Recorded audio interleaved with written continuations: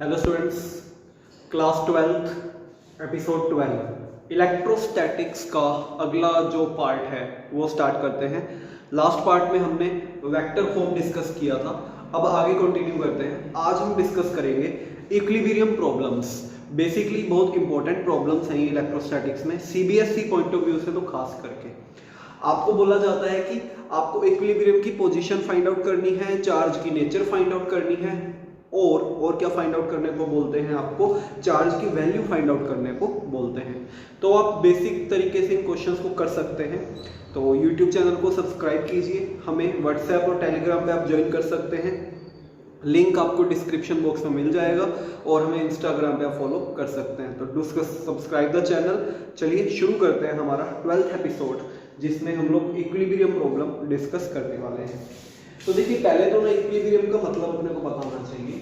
Equilibrium का मतलब होता है किसी भी ऑब्जेक्ट पे नेट फोर्स का जीरो होना। अगर किसी भी ऑब्जेक्ट पे नेट फोर्स की वैल्यू जीरो है बच्चों, तो वो किस में कंसीडर होता है? इक्विलिब्रियम में कंसीडर किया जाता है। इस बात को आप ध्यान रखेंगे। जैसे मैं बात करूं, सबसे पहले अगर हम बात करें इक्विलिब्रियम की, तो चार्जेस का इक्विलिब्रियम हमसे पूछा जाता है। तो चार्जेस के इक्विलिब्रियम में हम लोग बच्चों दो केसेस की स्टडी करते हैं। केस 1 इसमें लिया जाता है बच्चों, when nature of both charges is same. Nature of both charges is same. इस पर्टिकुलर केस से हम लोग शुरू करते हैं कि जब दोनों चार्ज जो हमारे पास प्रेजेंट हैं उनकी नेचर क्या है? सेम है। सेम होने का मतलब या तो बच्चों दोनों पॉजिटिव चार्ज हैं और या क्या है? दोनों नेगेटिव चार्ज है। तो आइदर वो पॉजिटिव है या वो नेगेटिव है। तो एक सिंपल सी बात को आप ध्यान में रखेंगे, जो आपको इक्विलिब्रियम मिलेगा ना, जो आपको इक्विलिब्रियम मिलेगा, नेट फोर्स जीरो मिलेगा, वो इसको अच्छी तरह याद रखना, दोनों चार्जेस के बिटवीन कहीं मिलेगा। बिटवीन द टू चार्जेस कहीं मिलेगा। सेंटर में नहीं कह रहा कि दोनों के एकदम बीच में मिलेगा, बेसिकली दोनों के बिटवीन मिलेगा। किसी भी पर्टिकुलर चार्ज के वो पास हो सकता है। जैसे मान लीजिए हमारे पास दो चार्जेस हैं कुछ इस तरह से, प्लस क्यू और प्लस 4q, ठीक है। तो हमें जो इक्विलिब्रियम की पोजीशन मिलेगी ना, यहां मिल सकती है, यहां मिल सकती है, यहां मिल सकती है, यहां मिल सकती है। इस जगह पे और इस जगह पे नहीं मिलेगी, ठीक है। ध्यान रखिएगा, जब चार्जेस की नेचर सेम है तो इक्विलिब्रियम की पोजीशन आपको दोनों चार्जेस के बीच में कहीं पे मिलेगी, और आपको एक्चुअल में वही पोजीशन फाइंड करने के लिए बोला जाता है। जब आपसे क्वेश्चन करवाया जाता है कि वो एक्चुअल में पोजीशन कौन सी है जहां पे हमें इक्विलिब्रियम मिल जाएगा, तो इसको एक क्वेश्चन की तरह ट्रीट करते हैं। इस छोटी सी बात को ध्यान रखना कि जो इक्विलिब्रियम आपको मिलेगा दोनों चार्जेस के बीच में कहीं पे मिलेगा। तो चलो, जैसे फॉर एग्जांपल हम एक क्वेश्चन कंसीडर करते हैं। अब चाहे ये प्लस हो चाहे माइनस हो, डजंट मैटर, दोनों की नेचर सेम होनी चाहिए, बस तरीका नहीं बदलेगा हमारा, चाहे प्लस है चाहे माइनस है। तो जैसे फॉर एग्जांपल मैं एक क्वेश्चन कंसीडर करता हूँ, क्या क्या हमसे पूछा जाता है वो सारे पार्ट्स हम इस क्वेश्चन में कंसीडर करेंगे, ठीक है। क्या होता है बेसिकली, देखिए एक बार, जैसे दो चार्जेस दे रखे हैं पर्टिकुलर डिस्टेंस पे, यहाँ पे हमारे पास प्लस q चार्ज है और यहाँ पे प्लस 9q चार्ज है, और इनके बीच का गैप हमें दे रखा है बच्चों 2m, ठीक है। अब हमसे क्या पूछा जाता है? जो तीन पार्ट्स हमसे पूछे जा सकते हैं वो क्या है? फर्स्ट पार्ट आपसे पूछा जाएगा, फाइंड आउट द डिस्टेंस या पोजीशन बोल सकते हैं, eight which the system will be in equilibrium, ठीक है। पहला पार्ट तो ये पूछा जाएगा कि किस पर्टिकुलर पोजीशन पे सिस्टम इक्विलिब्रियम में रहेगा। अब वो कुछ पोजीशन q चार्ज से भी हो सकती है, 9q चार्ज से भी हो सकती है, ये आपके ऊपर डिपेंड करेगा या ऑप्शन के ऊपर डिपेंड करेगा, ठीक है। तो देखिए आगे पार्ट आपसे क्या पूछा जाएगा इस पर्टिकुलर क्वेश्चन के अंदर। सेकंड पार्ट आपसे पूछा जाएगा, what will be the magnitude of charge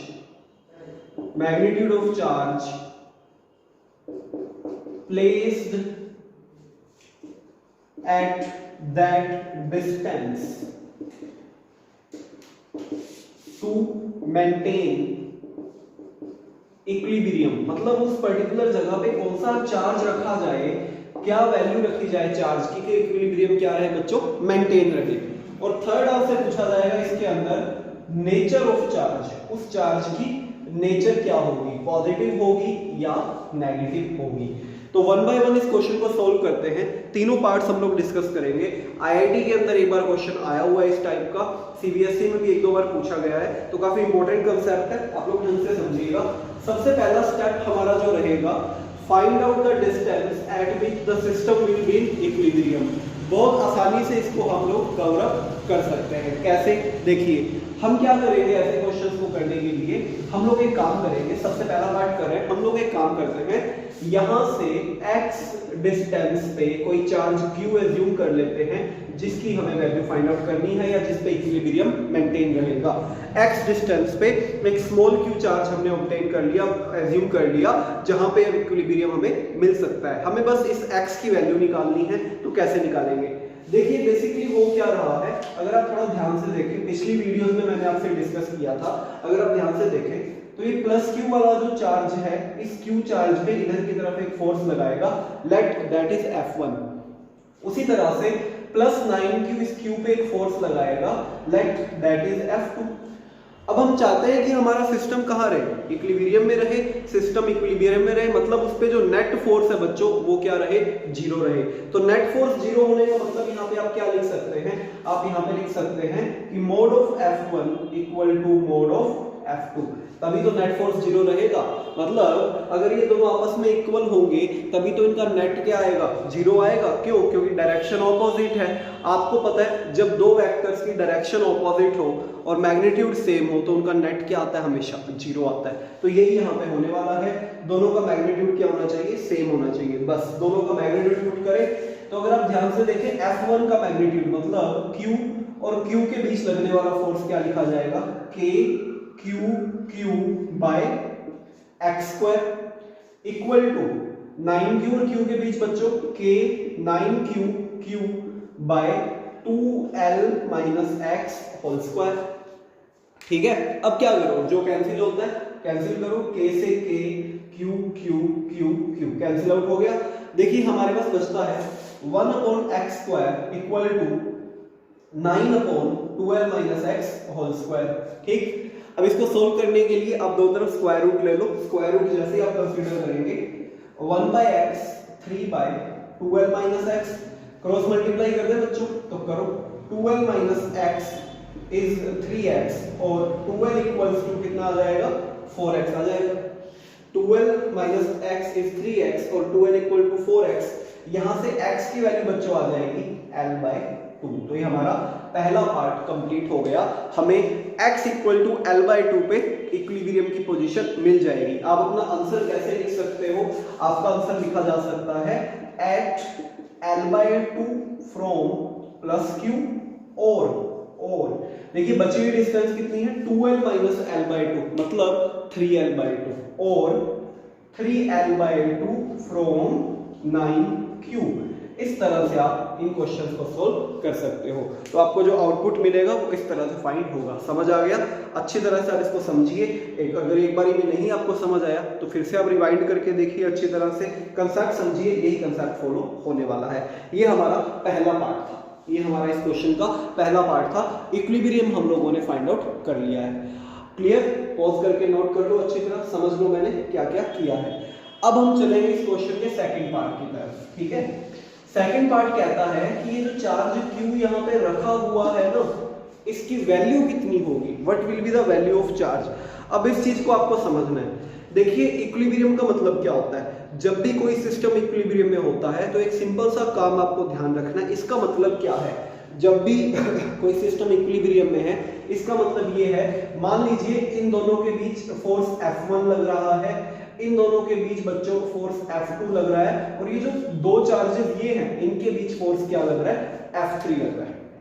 अगर कोई भी सिस्टम इक्विलिब्रियम में है तो इसका सिंपल सा मतलब मैं आपको बताता हूं, इसका सिंपल सा मतलब ये है कि मोड ऑफ F1 को मोड ऑफ F2 के इक्वल होना पड़ेगा, मोड ऑफ F2 को मोड ऑफ F3 के इक्वल होना पड़ेगा, और मोड ऑफ F1 को मोड ऑफ F3 के इक्वल होना पड़ेगा।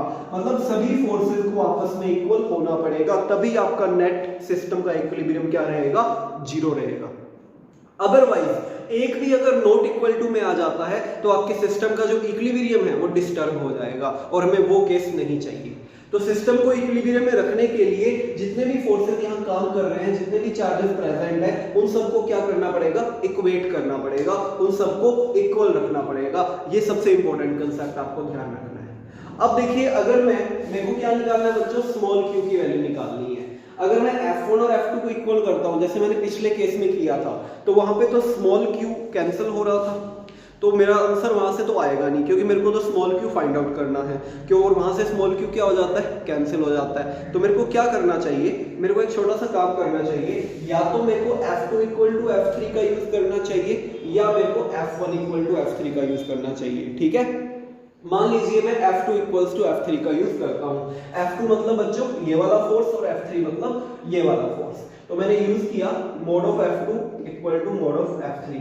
ये समझ आ गया ना, mod of F1 equal to mod of F2 क्यों यूज नहीं किया, क्योंकि यहाँ से स्मॉल क्यू कैंसिल हो रहा है, और मैं नहीं चाहता कि स्मॉल क्यू क्या हो जाए, कैंसिल हो जाए। अगर स्मॉल क्यू कैंसिल हो गया तो मैं वैल्यू किसकी निकालूंगा, मेरा टारगेट क्या है, स्मॉल क्यू की वैल्यू को फाइंड आउट करना। ठीक है, तो मैं यहाँ पे क्या कर रहा हूँ, mod of F2 equal to mod of F3 कर रहा हूँ। आप इसको भी यूज कर सकते हैं। मोड ऑफ F2 की वैल्यू बच्चों k q 9q, और ये डिस्टेंस हमने अभी फाइंड आउट करी थी, x की वैल्यू पुट करके कितनी आई थी बच्चों, 3l/2। तो यहाँ आ जाएगा 3l/2 स्क्वायर। ठीक है, इक्वल टू, यहाँ पे देखिए k, अब हमें F3 निकालना है, q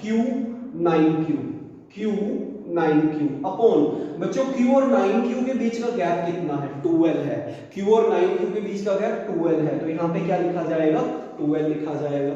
ठीक है, अब देखिए k से k कैंसिल, q से q और 9 से 9। थोड़ा सा इसको अगर अपने सोल्व करें तो व्हाट विल बी गेट, हमें क्या मिलने वाला है, देखिए हमें मिलने वाला है ये सिंपल सी एक चीज मिलने वाली है। यहां से अगर मैं इसको ओपन करूं तो 9l²/4 आएगा बच्चा, तो ये आ जाएगा 4q/9l² इक्वल टू q/4l²। ये मिलेगा आपको, समझ रहे हो क्या किया मैंने, यहाँ पे q ये हो गया 9l², 4 ऊपर चला गया, तो 4q/9l², और यहाँ पे देखिए 4l², तो l² से l² हो गया कैंसिल, तो यहाँ से q की वैल्यू जो मेरे को मिली वो मिली 9q/16। लो बच्चों, हमारा सेकंड पार्ट कंप्लीट हो गया। क्या आ गया, 9q/16। ये हमारा सेकंड पार्ट का डिजायर्ड रिजल्ट है, हमें इस चार्ज की वैल्यू मिल गई है। आप अगर F1 इक्वल टू F3 रख के करेंगे ना, तब भी आपको यही मिलेगा। समझ गए, सेकंड पार्ट हो गया। फर्स्ट पार्ट में हमने वो डिस्टेंस निकाली जहां पे सिस्टम का इक्विलिब्रियम हमें मिलेगा। सेकंड पार्ट में हमने क्या किया, सेकंड पार्ट में हमने वो चार्ज निकाला जहां पे हमें सिस्टम का इक्विलिब्रियम मिलेगा, जिस चार्ज के लिए मिलेगा। थर्ड पार्ट में हम क्या करेंगे, उस चार्ज का साइन चेक करेंगे कि चार्ज पॉजिटिव होगा या नेगेटिव होगा। ये लास्ट पार्ट है और सबसे लॉजिकल पार्ट है, सबसे लॉजिकल पार्ट है ये लास्ट पार्ट जो है। आपको चेक करना है कि चार्ज बच्चों पॉजिटिव होगा या नेगेटिव होगा। तो चलिए चेक करने का तरीका क्या है, इसमें आपको केसेस लेने पड़ेंगे। Third part of the problem आपको केसेस लेने पड़ेंगे। केसेस क्या लेने पड़ेंगे, एजम्पशन लेने पड़ेंगे। Let charge Q is positive, ये हमारा एजम्पशन है। ठीक है, हम ये मान लेते हैं कि चार्ज Q पॉजिटिव है, क्योंकि देखो दो ही हो सकते हैं, या तो पॉजिटिव या नेगेटिव, 50-50% चांसेस है। तो क्यों ना एज्यूम करके केसेस को वेरीफाई कर लिया जाए। एज्यूम कर लिया कि चार्ज Q इज पॉजिटिव, तो अब देखो यहाँ पे मैं सारे चार्जेस रखता हूँ, सिर्फ लॉजिक का गेम है। +Q 9Q और यहाँ पे बच्चों प्लस चार्ज रख दिया, मैग्नीट्यूड डजंट मैटर। यहाँ पे हमने मान लिया प्लस। मैंने आपको स्टार्टिंग में एक बात बताई थी, किसी भी सिस्टम के इक्विलिब्रियम में होने के लिए सब पे नेट फोर्स इक्वल होना चाहिए, या क्या सब पे नेट फोर्स जीरो होना चाहिए, या सारे फोर्सेस आपस में क्या होने चाहिए, इक्वल होने चाहिए। सब पे नेट फोर्स क्या होना चाहिए, जीरो। मतलब इस चार्ज पे भी नेट फोर्स जीरो होना चाहिए, इस चार्ज पे भी नेट फोर्स जीरो होना चाहिए, इस चार्ज पे भी नेट फोर्स जीरो होना चाहिए, तभी आपका सिस्टम इक्विलिब्रियम में रहेगा। एक भी अगर बात को फॉलो नहीं करता तो इक्विलिब्रियम क्या हो जाएगा, डिस्टर्ब हो जाएगा। और जीरो तभी पॉसिबल है जब दोनों फोर्सेस ऑपोजिट डायरेक्शन में काम कर रहे हो, एक इधर लग रहा हो, एक इधर लग रहा हो, तब कभी जाके जीरो होने का चांस बनता है। हो सकता है ये बढ़ता जाए, ये कम होता जाए, या ये कम होता है, बढ़ता जाए, कभी ना कभी जाके जीरो हो सकते हैं। लेकिन अगर ये दोनों सेम डायरेक्शन में काम कर रहे हैं तो ये तो हमेशा बढ़ते ही जाएंगे, तो जीरो होने का कोई चांस नहीं है। इन शॉर्ट हमें क्या चाहिए, हमें ये चेक करना है कि क्या इन सभी चार्जेस पे बाकियों की वजह से लगने वाले फोर्सेस ऑपोजिट डायरेक्शन में हैं या नहीं। तो चलो चेक करते हैं। आप देखिए इस प्लस क्यू को देखिए, इस प्लस क्यू पे ये प्लस क्या करेगा, इधर की तरफ पुश करेगा, और ये 9q क्या करेगा, ये 9q भी इधर की तरफ पुश करेगा। तो यहां तो बच्चों कभी भी एफ नेट जीरो नहीं हो सकता। यहां पे चेक करते हैं, इस प्लस को ये वाला प्लस क्या करेगा बच्चों, पुश करेगा, और ये वाला क्या करेगा, इधर पुश करेगा। तो यहां पे एफ जीरो होने के चांसेस हैं, कभी ना कभी तो हो सकता है। अब 9q को चेक करते हैं, ये प्लस 9q को पुश करेगा, ये प्लस भी 9q को पुश करेगा, तो बच्चों यहां भी f जीरो होने के चांसेस नहीं है। तो मैंने आपको बताया था एक भी इक्विलिब्रियम डिस्टर्ब हो गया तो पूरा सिस्टम ही डिस्टर्ब हो गया। यहां तो देखो दो दो इक्विलिब्रियम डिस्टर्ब हो रहे हैं।